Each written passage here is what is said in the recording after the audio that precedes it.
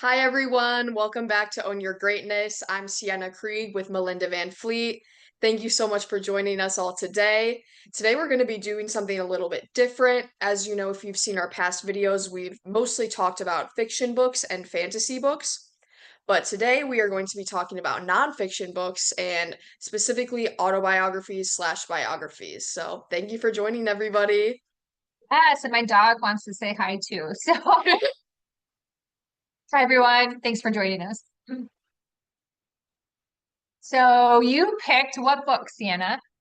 I picked a very well-known book. It's called I Am Malala, and I'm pretty sure most people know or have heard of who this woman is. And I have heard of her story before, but I never had read this book that she had written, and I was like, might as well try it, might as well read this after I've heard so many things about it. Yeah, and who did she write it or did she have a ghostwriter? I have not read it, so give me a little She scoop. she wrote it and then another person helped her. The other author is named Christina Lamb. So I believe Mhm.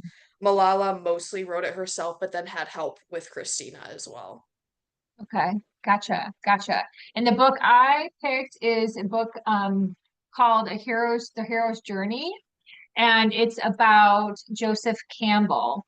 And quite frankly, I had never heard of Joseph Campbell before, even though I've been in the, let's say, spiritual lane for quite some time. So it was very interesting when I heard how highly this book was recommended as a source of truth in terms of stories. I was very fascinated to read it and did a little bit of research on him as well. And he had passed away in 1987.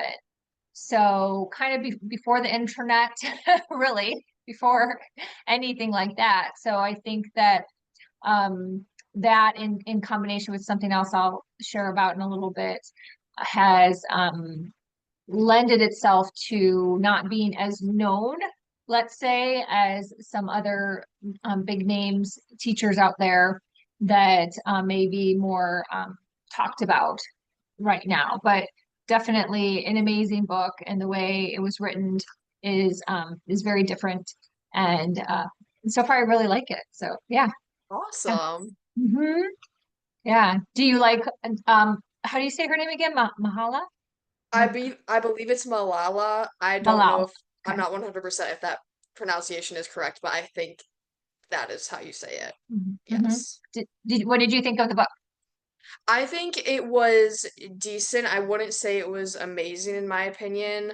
And this is no way like diminishing her story at all because I really like admire her courage. And if people know behind the story, this woman basically when she was younger, she lived in Pakistan and she was shot by the Taliban for going to school when it started becoming more restricted back in her Mhm. days. And now she survived obviously, and now she is telling her story and inspiring millions of people to rise against the Taliban and find some sort of way to allow education for women again in that area. So, Yeah, did she talk about what it's been like after? Because I mean, the bravery it then took for her, at least at the time, I do remember seeing an interview with her to, you know, get out there and speak about mhm, this. What is like mind blowing if you think about it, that they could come after her and try to kill her again. So, right. There mhm. was most of the book was leading up to her getting shot and then the situation obviously of her getting shot, being rushed to the hospital, her moments in the hospital where her family thought she wouldn't survive, and just that fear. And then there was a very small portion of the book which was the end where it kind of talked about what she did after, but it was mostly just the before and during parts. Wow. So it started first then with her childhood. Is that did it? Yes, so the very first chapter was going into that present moment where she got shot, and I think that was done to get the readers hooked because that's definitely what happened with me. I'm like, "Oh, I want to see like more about this." And then it transferred back to the past where when she was a young girl before the Taliban got very bad around her area. Did you find that to be, and this may sound trite, but I definitely want you to extrapolate in however you feel. Did that Hmm. sound interesting? Like how like it was written from a writing style, in terms of the Um, context of the story? How would you describe that? I wasn't a huge fan of that part, and that's why I wasn't like that's why I would Mhm. not rate this book a 10 out of 10 if you would say, or like a 5 stars out of 5 stars. It just was a little bit confusing in my opinion, and after reading this great first chapter about the exact moment when she got shot and this intensity about it, it just kind of like went away from the for the Mhm. next couple of chapters, and it kind of just left me like I want to continue reading this obviously because I want to know what else happened after that moment, but it was just kind of like now I have to read through all this other stuff before I get to it. And would you say from a writing standpoint that, was it well, let me back up. Would you say it was the writing, or would you say that just the context wasn't that exciting? And and the fact that she got shot is really the exciting piece. Does that make sense? Yeah. So, I think it was maybe a little bit of both. I mean, I do think it was smart of her, obviously, again, to add that action part in the first part to kind of like make the readers want to continue as I did. But it kind of left me a little like disappointed when the next couple of chapters I had to read multiple chapters before I got to that action piece again. yeah. Yeah, it makes you really think about, at least me sitting here listening to this, like how the word that's coming to me is adrenaline junkies, right? Hmm. So here you have someone who had something truly horrific happen to her that's also part of her culture, civilization that where she lived, and survived. And then they try to make it into a book, but books sell based on action and story and plot. I mean, that is what Hmm. a book does, right? So it's interesting when you think about that in the terms of, how we are as society looking, and I'm not ripping on you. I think you're probably the norm, right? Do you read a lot Hmm. of the reviews, right, on I Goodreads? did. Yes, I Hmm. read a lot of stuff on Goodreads and it said a lot of them said the same thing as I'm saying. Hmm. Yeah. So it's just interesting when you zoom out and you think about like society and how we are and how like something so monumental, but maybe it's not really meant for a book, or maybe it should have been a Hmm. short story or whatever. Right. I'm not judging, I'm just really demonstrating how we've become as a society, right? That one monumental act that again is horrific, um, amazing she survived and is Hmm. now a very established speaker. And again, you mentioned, changing lives all over the world. Amazing.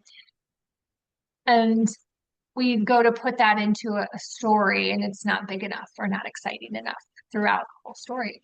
You know, it's interesting. It just says something about our society, our culture, Hmm. books, all the things.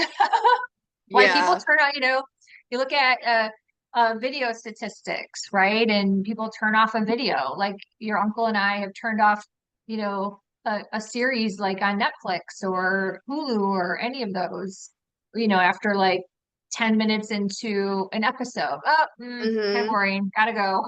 We Yup. all do it. I'm not judging. We all do it, and how do you really have some consciousness around that and awareness into like how we behave now, right? And what Yeah. does that really mean? So just kind of things to contemplate out there. And as a writer, it is a challenge to take something like that obviously made a very exciting chapter, but make it into a book. Yeah. How many pages is that book? It is, let me look very quickly. It is, oh no. It is, oh, I keep clicking on like the other parts, the acknowledgments and all that stuff. Oh, okay. Um, 313 pages. So I would guess it's at least 80,000 words. I mean, it's a hard, like, people don't realize unless you're writing a book.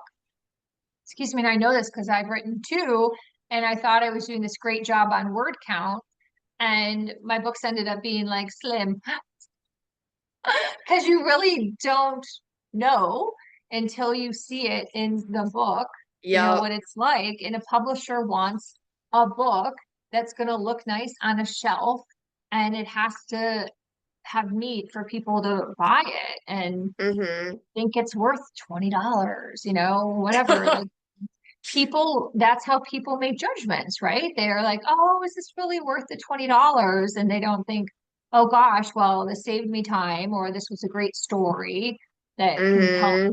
change my life and I can share it with other people. They often just look at the size of something. So, and I've heard that from several, um, different authors and influencers over the years that, publishers make them beef up a book because they need it to be beefier to sell. So, Yeah. mhm.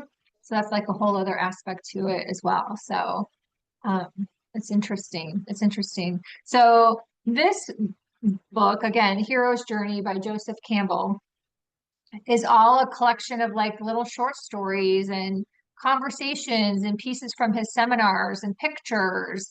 And it's been really interesting to read so far. I want to share one thing that was just like such a he is he's known for teaching about mythology. Okay. So that put me down a whole rabbit hole in general. So I'm going to ask you, Sienna, because I asked your uncle, what do you think of when you hear the word myth? I think of um I think of two things. I think of either like a story told that's been like passed down for a while, or I think of like a lie. Hmm. Interesting, right? Yep. I do too. And I even understand it. And I still think my brain still thinks a myth is a lie. It's not something that's true. And your uncle thought the same because we were talking about it. And it's interesting because this man is known for studying and writing and lecturing about mythology, right? So here we are now, years later. He passed away in 1987. I've never heard of him, which is very interesting. So is that because this world that we live in now shuns anything that is not based on facts, not based on science? God forbid, Hmm. the conspiracy theory, which I hate even saying that word, but it's out there. So I'll put that into that bucket too, right? And the English language is so watered down versus like Hebrew and other languages in terms of frequency. And we've changed these words to create context in our head, right? So, like the word disease, you're at ease with your body, dis, ease, you know, catching a cold. So you go around saying, oh, I might catch a cold. Well, hi, you might catch a cold then. Hi, catch a cold, right? Lose weight. You've got to go find the weight, right? There's so many words when you start to really understand the English language that is really keeping us small and basically like in a matrix. So, being that he's known for mythology, kind of puts this like context out there that what he talked about was like things that weren't true or things that were made up or old stories, like you said, old stories passed down. And it's actually really fascinating how he was just a genius at studying all sorts of things, religion, um, Judaism, Buddhism, Native American culture, like. everything. He like thrived on studying it and then sharing about it, like sharing the nuggets he learned. So this was just an interesting piece. He tells a story about the buffalo. And if you have ever studied Native American Indians and culture and know anything about food, he was saying that basically when we give thanks to for a meal, right?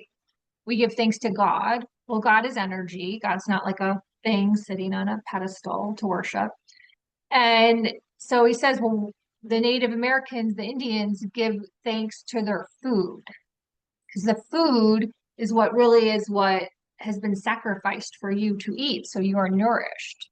And I'm like, gosh, that's so true. So, and I never thought about that. And I was like, wow, that's like so amazing. So he says, and I'll just read it directly, the great festivals are festivals in honor of the principal animal food.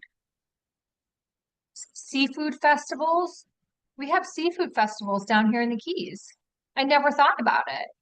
So that goes way back in like culture and time and study of people and how they truly lived with gratitude to the land, to the things that provided them with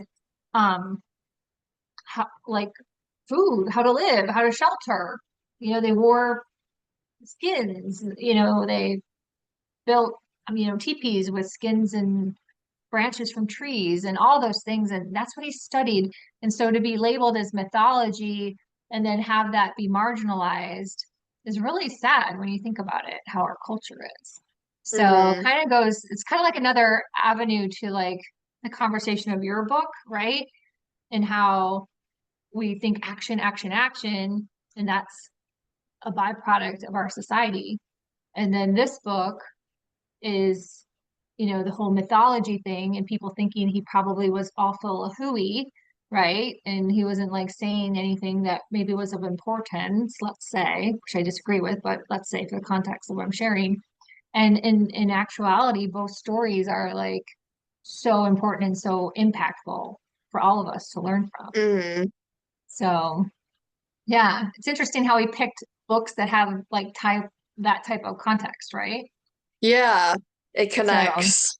it connects. Exactly. So it's fascinating. He talks about energy, he talks about feminism and loving your job and loving what you do with your life and loving the arts. I mean, he covers like so many like aspects of life. And there is a YouTube channel, and I watched a couple of his videos, and he was just like this happy man, like just happy and happy to share and telling people just live in your bliss, like live a good life. That's pretty simple, right? That's cool. I've never heard of this guy. Yeah, I never have either. So, and I had heard about this book through a pretty high source, and um, I was like, bought it right away, and then I had it on in my pile for a while. And then when you said that you were going to read that one, I was like, oh, I'll read this one. I think there might be some similarities. That was just intuitively based, and I switched to that one. And yeah, there you go. It So. worked. It worked. It worked. So the writing style, I think, is interesting because it is like letters and things like that. And you had read that one book that was emails, right? That we talked about after Um, Christmas. yes, the fiction book, The Life Hmm. Impossible. You're okay. Hmm. Hmm. Sorry. Yes. Yes. Hmm. Yes, I liked that book. That was Yep. good. Yep. Yeah, that's perfect. So I think it's interesting. So I was meeting with my developmental editor, starting to work on working with her for my fiction books. I'm super excited. And one of the questions she asked me was, how is it going to be written? Was it going to be written in like letters or poetry? And I was like, no, not poetry. That would be your wheelhouse. You could do that. There we go. But not mine. And not today at least. And so yeah, so it's interesting to think about the different types of writing styles, right? That Hmm. can get your story across. So Yeah, there's so many different ones. mhm. Like it's just like an endless bucket of things to choose from. Mhm. Mhm. Yeah. And when you were reading your book, could you tell when it went from like her writing to the author that helped her? Like how did they do that within the book and the storylines? I feel like sometimes I could tell, like I feel like there were moments because it just didn't feel as authentic and it was very rare, but there were certain moments where I was like, I don't really know, like this just doesn't feel as authentic as when she was writing earlier. But it wasn't like I don't know, I guess I could have I feel like anybody could tell, but I don't know. That's just my opinion. I'm not really sure. I still think the writing was good, just I could tell. Yeah. Yeah. Yeah. No, that makes sense. So, yeah. Anything else you want to share about your book or the writing styles or anything else you learned? I think another cool thing about this book that I do appreciate is that there were some photo like things that they added. It was really cool actually. Like there were some photos within like every 50 or 100 pages. So I kind of liked that because that gave me a little more context, especially because I'm not a part of her culture, and that made me understand her side of this story a little bit better. I really liked Yeah. that. Yeah. That's really cool. And is there anything that you thought she shared about her culture that was very interesting or made you be like, oh goodness, anything like that? Either way. I was really shocked that she's from Pakistan because I know a lot of people from Pakistan that go to my school, and one of them was my roommate, and like I was just shocked. I didn't know this was happening in Pakistan. I thought it was in other countries. Which is like crazy that I did not know this and we haven't learned that, but I was really fascinated, like not fascinated like oh my gosh, but like kind of like in horror about that. Like I know people personally that I'm good friends with that live in these areas. So, do you think that this book will help you become like more curious about other people? And when you see your friends from Pakistan, you may ask some questions and try to learn a little bit about them and at least have this book as comparison, right? To say this is Yeah. true, and have like some dialogue. Yeah, for sure. Mhm. That's a win, right? Mm-hmm. Building relationships and having back and forth dialogue where you ask questions and listen Yeah. and really build those relationships in terms of learning and becoming more educated, right? So Yeah. I'm really yeah, grateful that that's book cool. like taught me all this stuff. Yeah, yeah, that's awesome. So very cool. Yeah, it's interesting. It's interesting to pick like a different genre, right? Mm-hmm. Yeah, I really haven't read a biography or an autobiography in years. Like I can't even remember the last time that I've read one. Yeah, and I was trying to think too, because when you had shown me that book, I was like, oh, what do I have on my shelf? And this was in my to read pile. So that's immediately it didn't come to me. And then it came later. I was like, oh, I can, look at that Joseph Campbell book, even though it's not an autobiography, it's stories that Mm-hmm. I've collected. But I have a lot of really great autobiographies on Audible from various movie stars and singers that always are so fascinating to Mm-hmm. hear their story because you don't otherwise you really Yeah. don't. Yeah, So after this book, I went to the library the other day and I was actually looking through that section, just seeing like what they had. I didn't get anything, but I was like, ooh, like I didn't know these people wrote these, or I didn't know this was written about these people. yeah, yeah, it is. It's really cool. So um yeah, if you ever I was trying to think who I have that you would like, but like Demi Moore. I don't, do you know who Demi Moore is? Mm-mm. So she is a very famous movie star, but probably for people like me that are Gen Xers or remember Ryan had your uncle had some young ladies, like teenagers, let's say, maybe around your age, on a charter years ago, and they didn't know who Oprah was. They didn't know who that was. Okay, They I know didn't who know that who, is. yeah, they didn't know who Oprah was. And I think that was the first time your uncle and I were like, Wow. wow, we're old. Wow. They didn't. And then finally the one girl goes, oh, I think she gives away cars. I was like, wow, again, how people attach to narratives, right? How attached to something is like whether or not you love Oprah or not nowadays, there's lots out there. You can go either way, I guess. But well, like you can say she's helped lots of people through all sorts of channels and not just giving away cars. So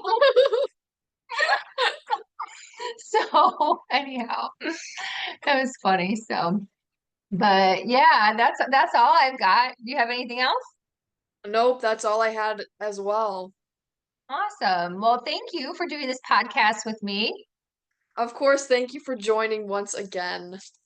Yes, yes. And if anyone out there has read either of these books, we would love to hear from you. Put your thoughts in the comments. Obviously, we're open to all sorts of opinions. We shared ours, so it's not like one opinion's right or wrong. I mean, that's the great Hmm. thing about life. That's the great thing about books. That's the great thing about art. Yeah. So yeah, so if someone wants to share what they liked or didn't like, then let's do it. Let's have a fun discussion, right? Yeah. Awesome. So thank you, thank you. Thanks everyone for watching. Please subscribe and like. And yeah, you want to sign out? Thank you everyone for watching once again. This was definitely a different topic for us, but we both enjoyed it. I learned a lot from this book and also the book that my Aunt Melinda shared as well. That's really cool. I never had heard of this person. I'm really fascinated about it, actually. So check those out if you're interested. Let us know what you think in the comments below. Thank you guys. Awesome. Bye for now. Thanks for watching.